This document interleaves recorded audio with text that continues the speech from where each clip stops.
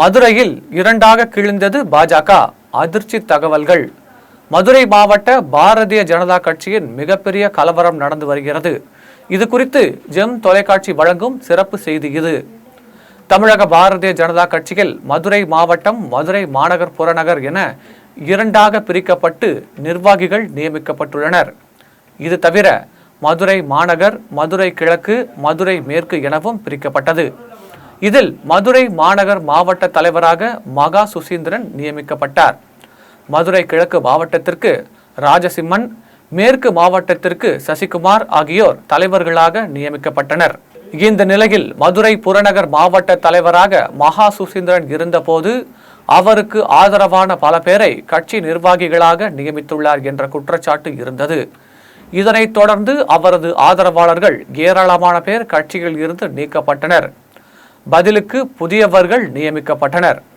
இது குறித்து மகா சுசீந்திரன் கட்சி மேல் இடத்திற்கு பல முறை புகார் மனு அனுப்பியுள்ளார். ஆனால் எந்தவித நடவடிக்கையும் எடுக்கப்படவில்லை. இந்த நிலையில் அவர் திடீரென பாரதிய ஜனதா கட்சிக்கு எதிராக போர்க்கொடி பிடித்துள்ளார். இவர் கூறும் பொழுது மதுரை மாவட்டத்தில் சில முக்கிய நிர்வாகிகள் மனநிலை பாதிக்கப்பட்டவர்கள் போல் செயல்படுகிறார்கள்.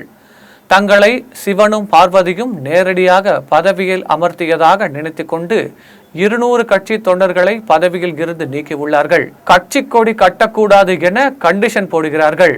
இதெல்லாம் தெரிந்தும் கூட மாநில தலைமை மௌனமாக இருப்பது ஏன்? உண்மையாக உழைத்த தொண்டர்களின் மனவேதனை உச்சமாகி இருக்கிறது. எனவே பாதிக்கப்பட்ட தொண்டர்களுக்கு கட்சி தலைமை ஆறுதல் தர முன்வர வேண்டும்.